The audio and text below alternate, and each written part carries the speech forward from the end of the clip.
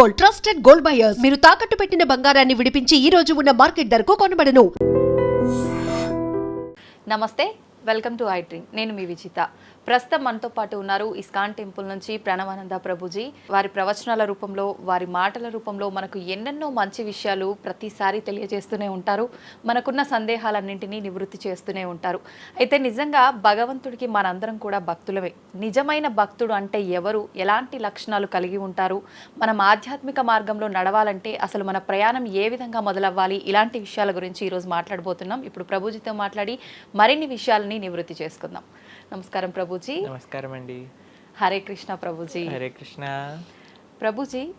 నిజంగా భక్తుడు అంటే ఎవరు ప్రభుజీ? భగవంతుడి పట్ల పరిపూర్ణమైన నమ్మకం ఉన్నవాడు భక్తుడు. సుఖాలు వచ్చినా, దుఃఖాలు వచ్చినా, అవమానాలు వచ్చినా, పొగడతలు వచ్చినా, మన జీవితంలో ఏ సిచ్యువేషన్ వచ్చినా సరే మనం భగవంతుణ్ణి ఆశ్రయించి ఆయన పట్ల నమ్మకం ఉన్నవాడు భక్తుడు.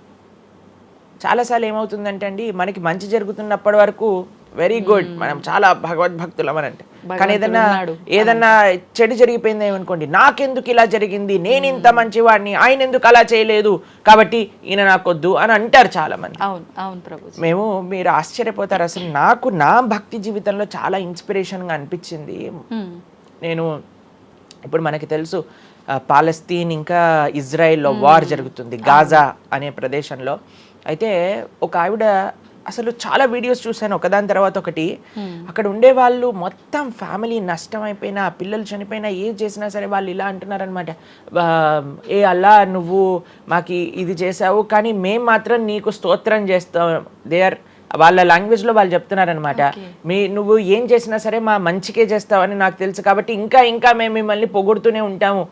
ఆ సిచ్యువేషన్లో కూడా అసలు ఆ నమ్మకం ఎలా ఉంది అని నాకు చాలా ఇన్స్పిరేషన్గా అనిపించింది. అరే ఎంత ట్రూ డివోషన్ వాళ్ళకి ఉన్నది, ఒక నమ్మకం వాళ్ళ దేవుడి పట్ల వాళ్ళకు ఉన్నది. కానీ మనం ఎన్నిసార్లు చాలామంది చూస్తుంటాం. మొన్న నాకు ఎవరో వీడియో పంపించారు, అందులో చెప్తారు, ఒక వెంకటేశ్వర స్వామి ఫోటో ఉంటుందన్నమాట, ఒక ఆవిడ చెప్తారు, ఓయ్ నేను చెప్పింది చేస్తావా లేదా, ఇంకో దేవుడిని తీసుకొచ్చి పెట్టేయాలనా అని అంటుందన్నమాట. అయితే నేను చూసి ఆశ్చర్యపోయాను అనమాట. మనకి ఎందుకు ఇలాంటి ఫేత్, ఇలాంటి నమ్మకం ఎందుకు లేదు? ఎప్పుడైతే మనం ఎంతైతే మనకి ఇన్వెస్ట్మెంట్ చేస్తామో అంతే రిటర్న్ వస్తుంది కదండి. అలానే మన నమ్మకం, మాన అపమానాలు, ఇవి సుఖ దుఃఖాలు, ఇవన్నీ ప్రపంచంలో ఒక భాగం అండి. ఇదంతా జీవితంలో ఒక భాగం. అందుకే మన సనాతన సంస్కృతిలో ఎప్పుడు మంచే ఉంటుంది అని చెప్పారు. అందుకే ఈ ఉగాది పచ్చడి, మన నూతన సంవత్సరం ప్రారంభమైనప్పుడు షడ్రుజోపేతం కదండి, చెప్పుకున్నాం. కాబట్టి ప్రతి ఒక్కటి కొద్దిగా అది కావాలి, కొద్దిగా ఇది కావాలి. కానీ మనం ఏం చేస్తామంటే, ఎవరికైతే అచంచల విశ్వాసం ఉంటుందో భగవంతుడి పట్ల, స్వామి నువ్వేం చేసినా నా మంచే చేస్తావు అనేవాడు నిజమైన భక్తుడు. కాబట్టి ఎక్కడి నుంచైనా ఆ విశ్వాసం, ఆ శ్రద్ధ కానీ మనం నేర్చుకోగలిగితే ఇట్ ఈస్ ఎక్స్ట్రీమ్లీ వండర్ఫుల్ అనమాట.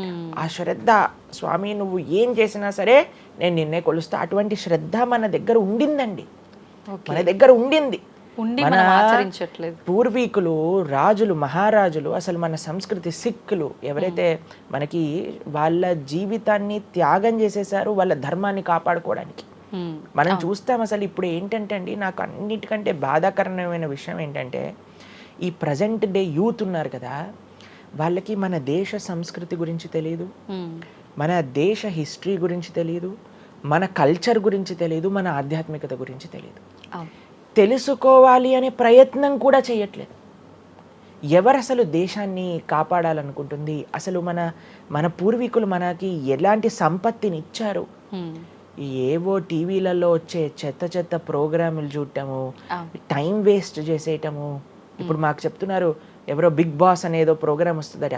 జనాలందరూ అసలు ఏమొస్తుంది చెప్పండి? మన జీవితంలో ఏదైనా మార్పు కలగలిచ్చా? మనకి లేదు.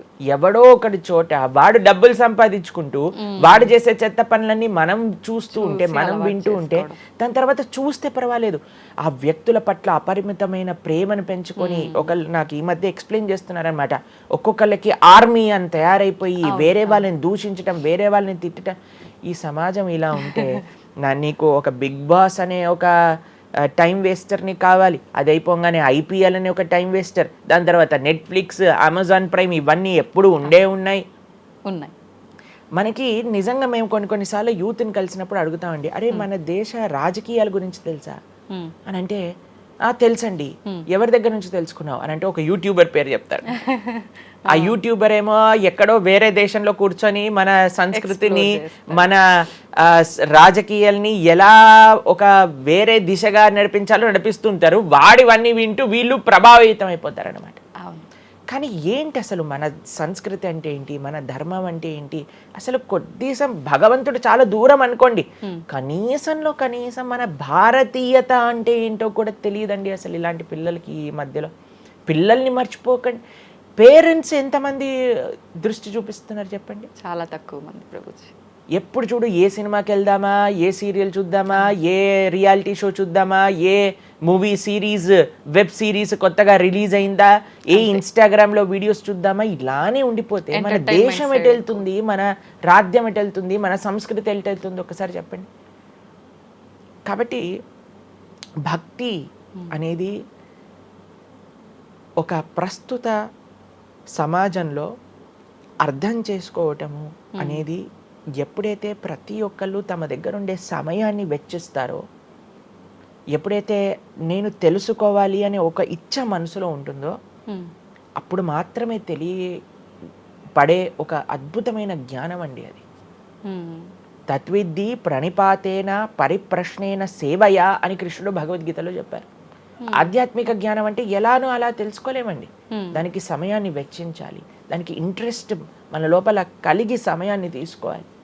అరే మనకి బిగ్ బాస్ 210లో ఉన్నంత ఇంట్రెస్ట్ టైం, ఐపీఎల్ మ్యాచ్లలో చూడడానికి ఇంట్రెస్ట్ టైం, వెబ్ సిరీస్లు చూడడానికి ఉన్న ఇంట్రెస్ట్ టైం, ఒక గీతా భాగవతం వినడానికి మనం టైం పెడుతున్నామా? లేదు, అసలు అట్లాంటి ఆలోచనే రావట్లేదు కదా.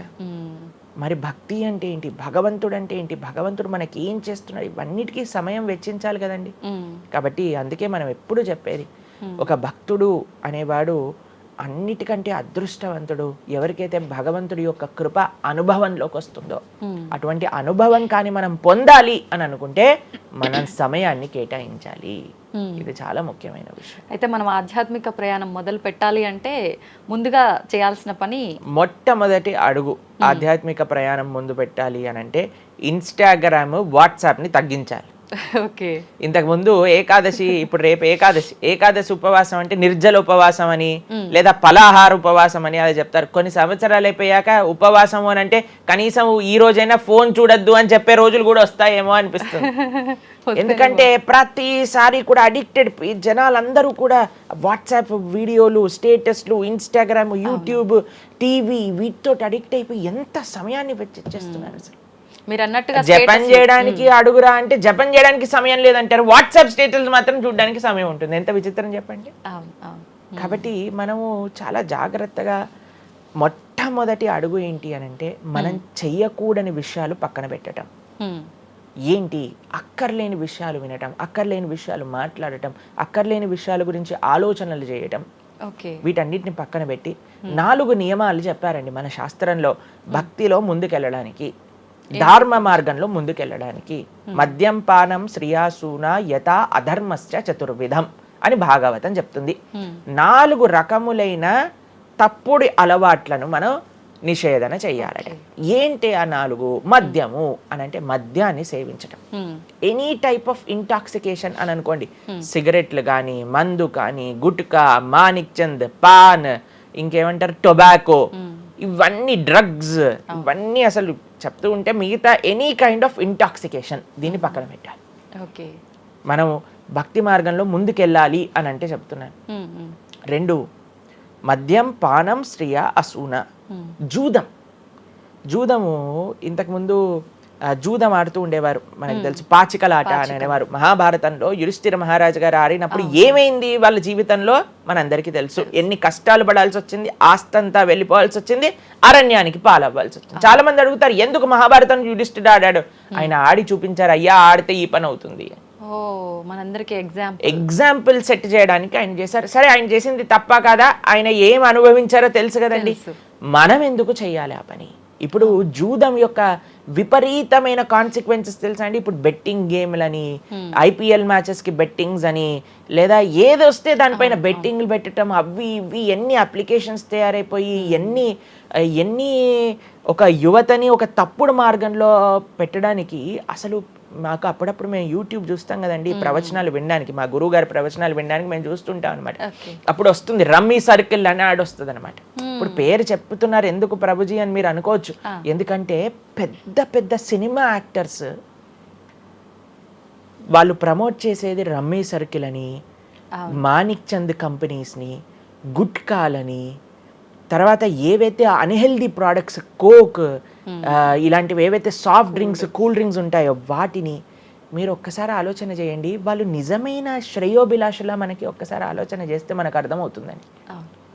మొత్తం ఒక దగ్గర ప్రపంచం అంతా ఇవి తప్పు, ఇవి మీకు మంచిది కాదు అని మొత్తుకుంటుంటే మీరు ఎవరైతే మీరు హీరోయిన్ నా రోల్ మోడల్ అని అనుకుంటున్నారో వాడు మీకు నేర్పించేది ఏంటి అని అంటే, నువ్వు ఈ పేకాట ఆడు, నువ్వు గుట్కా తిను, నువ్వు కూల్ డ్రింక్ తాగు, నీ జీవితం ఏమైనా మాకు పర్వాలేదు.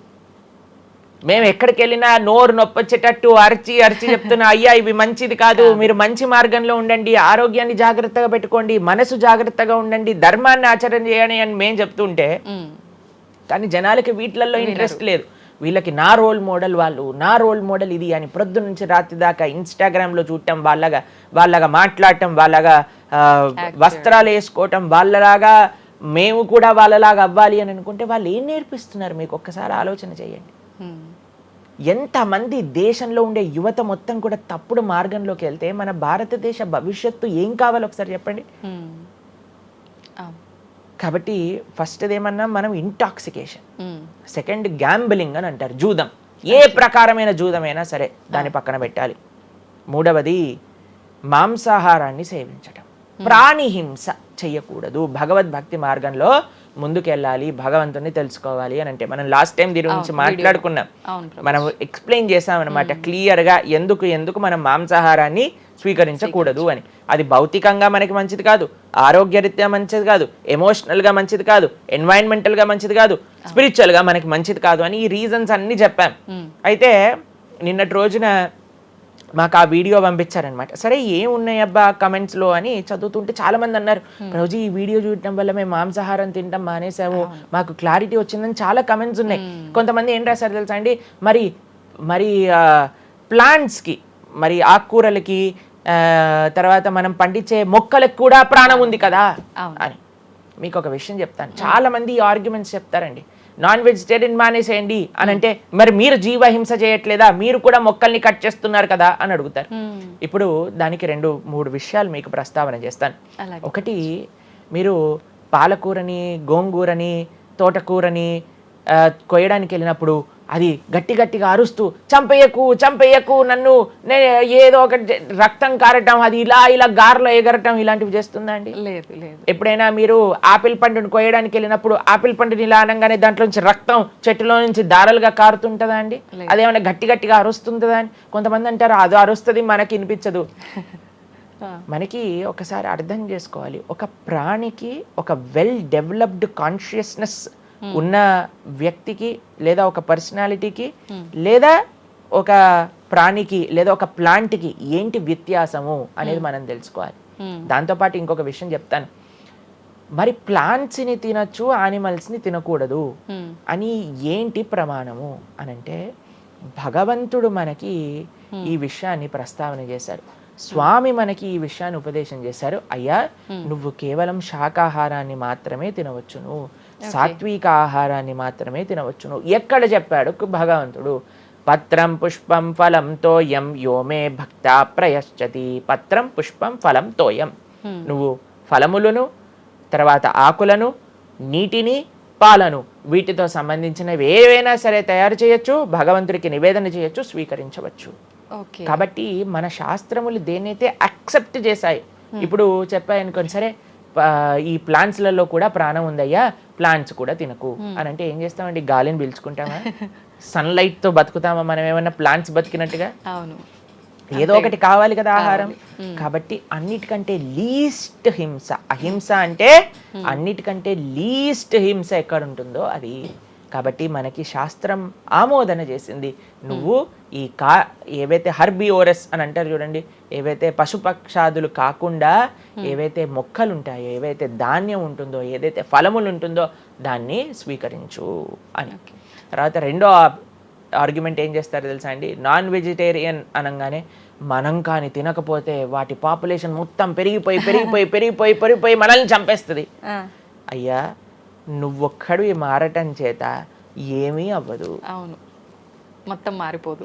ప్రపంచం ఎలా వెళ్తుందో కొంతమంది మూర్ఖులు ఉంటారు, ఎంత చెప్పినా మారని వాళ్ళు వాళ్ళ పని చేసుకొని ఇవ్వండి అంతే. భగవంతుడు బ్యాలెన్స్ ని తయారు చేశారండి. ఆ భగవంతుడు ఆ బ్యాలెన్స్ ని క్రియేట్ చేస్తారు. నువ్వు ఆ ధర్మాన్ని ఆచరించకుండా ఉండు. కాబట్టి 3 చూసాం ఏంటి, మద్యం, పానం, శ్రియ, సూన. ఒకటి intoxication, gambling, meet eating. Last Prabhuji ఒక చిన్న డౌట్, ఇప్పుడు మాంసాహారం తినొద్దు మన శాస్త్రంలో ఎక్కడ తినమని చెప్పలేదు అని అన్నారు కదా, మరి గ్రామ దేవతలకి కోళ్ళు, మేకలు ఇలాంటివన్నీ బలిస్తుంటారు కదా, మరి అది ఎక్కడ ఉంది అసలు? మీరు అమ్మవారిని జగన్మాత అని పిలుస్తారు తెలుసా? మీరు ఎప్పుడైనా అంటారా? అమ్మ అంటారు, అంతేనా? ఒక తల్లికి, ఒక తల్లితనంలో మీరు కూడా మదర్ కదండి, మీ పిల్లలకి ఏదైనా ఒక చిన్న బాధ కలిగితే మీరు ఓర్చుకోగలుగుతారా చెప్పండి? లేదు. అస్సలంటే అసలు అలాంటి ప్రస్తావనే తేయకూడదు ప్రభుజీ అని అంటారు. అవును, అంతేనా కదా? మరి జగన్మాత అని మనం అంటున్నప్పుడు ఆ జగత్తుకి తల్లి, జగత్తు మొత్తం అని అంటే ఆ పక్షి, ఆ ప్రాణి కూడా అదే జగత్తులో పుట్టిందే కదా. అంటే ఆ ప్రాణికి కూడా ఆవిడే కదా తల్లి. ఆ తల్లి ముందు మనం ఇలాంటి పనులు చేస్తే అమ్మకి నచ్చుతుందా, నచ్చదా చెప్పండి? నచ్చదు. కాబట్టి ఇవన్నీ ఎక్కడొచ్చాయి అని అంటే మధ్యలో ఎక్కడో ఒక చోట కొన్ని తప్పుడు ఆచరణలన్నీ కూడా మన లోపలికి దూసుకొచ్చేసాయి అన్నమాట. కానీ బలి అనేది ఎప్పుడు ఇవ్వకూడదు. సాత్వికమైన ఆరాధన అన్నిటికంటే శ్రేష్టమైన ఆరాధన. ఈ బలులు ఇవ్వటం వీటన్నిటిని తామసిక ఆరాధన అని అంటారు. కాబట్టి మనము ఎంతైతే మీరు బలి అంటే ఏంటో తెలుసా అండి, ఏదో ఒకటి సమర్పణ చేయటము. సమర్పణ చేయటాన్ని, దాంట్లో ప్రాణిని సమర్పణ చేయటం కంటే మనకుండే అహంకారాన్ని సమర్పణ చేస్తే అమ్మవారు ఇంకా ఆనందిస్తారు. మన దగ్గర ఉండే దంభాన్ని సమర్పణ చేసేస్తే, బలిచ్చేస్తే ఇంకా ఆనందంగా ఉంటారు. దంభము అని అంటే గర్వం. ఓకే. అహంకారము, దంభము, ఈ రెండిట్లో వ్యత్యాసం ఏంటో తెలుసా అండి? గర్వము అని అంటే మనం చేసిన దానికి మనం గర్వపడటం అనమాట. నేనే చేశాను, నా అంతటి వాడు లేడు. దంభము అంటే చెయ్యని దానికి కూడా గర్వపడడం. ఓకే. కాబట్టి మనకుండే అభిమానాన్ని, మనకుండే ఆ లోభాన్ని, వీటన్నిటిని అమ్మవారికి సమర్పణ చేయండి, ఇంకా మంచి, ఇంకా ఆనందిస్తారు. అందుకే మనం తల నీలాలు ఇస్తాం. చాలా మందికి తెలియదు అసలు దేవుడు ఏం చేసుకుంటాడండి మన జుట్టుని, డాండ్రఫ్ తోటి ఉన్న జుట్టుని. దేవుడికి ఎందుకు సమర్పణ చేయాలి మనం తల నీలాలు అని అంటే, అయ్యా నేను జుట్టు ఉంటే ఎప్పుడు కూడా ఇలా ఇలా ఇలా హెయిర్ స్టైలింగ్ చేసుకుంటూ నేనేదో చాలా హ్యాండ్సమ్ మ్యాన్, చాలా హ్యాండ్సమ్ ఉమెన్ అనుకుంటూ ఉంటారు కదా అందరు కూడా. అయ్యా, నా యొక్క ఆ సెల్ఫ్ కాన్షియస్నెస్ ని సమర్పణ చేస్తున్నా నీ దగ్గర. మనం గుడికి వెళ్ళి కొబ్బరికాయ కొడతాం. కొబ్బరికాయ ఎందుకు కొడతామండి? మనం కూడా అలాంటి హార్టెడ్ వ్యక్తులం అనమాట. మనకు కూడా ఆ గర్వంతో మనం కూడా అంత పైన ఉండే షెల్ ఉంటుంది కదా, ఎంత హార్డ్గా ఉంటుంది. కానీ ఎప్పుడైతే అది పలగొట్టేస్తామో అప్పుడు లోపల మంచి తీయటి నీరు మనకి దొరుకుతుంది. కొబ్బరి ఎంత స్వీట్గా ఉంటుంది, అది మనకు కలుగుతుంది. మన హృదయంలో ఆ సున్నితమైన భావాలు ఉన్నాయి, కానీ మనకుండే అజ్ఞానము, మనకుండే అహంకారం, మనకుండే అవిద్య దాన్ని ఆపేస్తుంది. అందుకే భగవంతుడి ముందు, స్వామి నీ ముందు నా అహంకారాన్ని సమర్పణ చేస్తున్నా అనే భావనతో మనం కొబ్బరికాయ కొట్టాలి. అంతేగాని కొబ్బరికాయ తీసుకెళ్ళి కొట్టేసి నేను ఈరోజు 108 కొబ్బరికాయలు కొట్టాను దేవుడి దగ్గర అనే అహంకారం వచ్చింది అనుకోండి, కొబ్బరికాయ కొట్టడమే వేస్ట్, ఫలితం లేదు. కాబట్టి మనందరం అర్థం చేసుకోవాలి అసలు ఏంటి భావన. బలి అని అంటే ప్రాణి బలి కాదయ్యా, నీ దగ్గర ఉండే చెడు గుణాలను బలి. కాబట్టి ఈ 3 విషయాలు అయిపోయి 4వ విషయం ఏదైతే మనం చేయకూడదో, ఇలిసిట్ సెక్స్ అని అంటారు, వ్యభిచారము అని అంటే పురుషులు స్త్రీలు పురుషులు. నిన్నే ఒకళ్ళు చెప్తున్నారు, ఒక టీవీలో ఒక న్యూస్ వచ్చిందట, one of the most famous యాక్టరో లేదా ఇంకెవరో వాళ్ళ హస్బెండ్ని వేరే స్త్రీలతో పాటు పట్టుకున్నారు అని మాకు ఒక న్యూస్ నిన్న ఒకళ్ళు చెప్తున్నారు అనమాట. అంటే వాళ్ళు ఏం చెప్పారంటే నాకు, ప్రభుజీ సమాజంలో ఇలాంటివి ఎన్నో కేసులు వస్తున్నాయి ప్రభుజీ, ఈ మధ్యలో న్యూస్లో ఇలాంటివి అయితే తరచుగా మనం చూస్తూ ఉన్నాము, కాబట్టి ఈ సమాజం ఎటువైపు వెళ్తుందో తెలియట్లేదు ప్రభుజీ అని అంటే మేము వాళ్ళకి చెప్పాం, సమాజాన్ని ఎందుకు ఇటువైపు నడుస్తుంది అని అంటే మనం చూపించే విషయాలు అలా ఉన్నాయి, చూపించే సినిమాలు అలా ఉన్నాయి, చూపించే సీరియల్ అలా ఉన్నాయి, చూపించే ఆదర్శమైన వ్యక్తులు అలా ఉన్నారు. మనం ఎవరైతే హీరోలు అనుకుంటున్నామో వాళ్ళు ప్రొద్దున లేస్తే విడాకులు తీసుకొని ఇంకొకరిని పెళ్లి చేసుకొని, విడాకులు తీసుకొని ఇంకొకరిని పెళ్లి చేసుకొని, ఇలాంటివి చూస్తుంటే మనం కూడా అది నార్మలైజ్ అయిపోయింది మన భారతీయ సంస్కృతిలో. కానీ ఎక్కడైతే ధర్మం ఉంటుందో, రాముడు ఆదర్శంగా ఉన్న వ్యక్తి ఎప్పుడూ అలాంటి తప్పు చేయలేదండి. ఎందుకంటే రాముడు ఏకపత్ని వ్రతుడు. ఎంత కమిట్మెంట్ ఉండాలి భార్య పట్ల, భర్తకు కూడా అలానే అండి. ఇప్పుడు ఒకళ్ళు తప్పు అంటే, ఇప్పుడు చాలా మంది అనుకుంటారు ఇది ఎత్తి పురుషులకే వర్తించింది అని. పురుషులకు ఎంతైతే వర్తిస్తుందో అంతే స్త్రీలకు కూడా వర్తిస్తుంది, స్త్రీలకు ఎంతైతే వర్తిస్తుందో అంతే పురుషులకు కూడా వర్తిస్తుంది. కాబట్టి ఈ 4 చాలా జాగ్రత్తగా ఉండాలి. పరస్త్రీ సంఘము, పరపురుష సంఘం, వీటి నుంచి చాలా జాగ్రత్తగా ఉండాలి. ఈ 4 కానీ మనం ఆచరించగలిగితే మన జీవితంలో, చెయ్యకూడనివి 4, చెయ్యాల్సినవి 4. ఇప్పుడు మనం చెయ్యకూడనివి 4 గురించి విన్నాం కదా, చెయ్యాల్సిన 4 ఏంటో ఒక నిమిషంలో చెప్పేస్తా. మంచి భక్తుల యొక్క సాంగత్యం, మంచి పుస్తకాలు చదవటం, భగవన్నామాన్ని జపం చేయటం, మంచి ఆహారాన్ని స్వీకరించటం. ఈ 4 చేస్తే మనం డైరెక్ట్గా భగవంతుడి యొక్క శ్రీచరణాల దగ్గర ఉంటాం అనమాట. ఓకే, ఇవన్నీ జరగాలి అని అంటే మనం ఆధ్యాత్మికం వైపు మన మనసుని మళ్ళించాలి. మనకి ఆధ్యాత్మికము అవసరము అని మనం తెలుసుకోవాలి. ఎప్పుడైతే తెలుసుకుంటామో మనం సమయాన్ని ఇవ్వగలుగుతాం. ఓకే, కృతజ్ఞతలు ప్రభుజీ. నిజంగా చాలా మంచి మంచి విషయాలు తెలుసుకుంటున్నాం మీ ద్వారా. ఇంకా తెలుసుకోవాలని కోరుకుంటున్నాం. ధన్యవాదాలు ప్రభుజీ. హరే కృష్ణ. హరే కృష్ణ.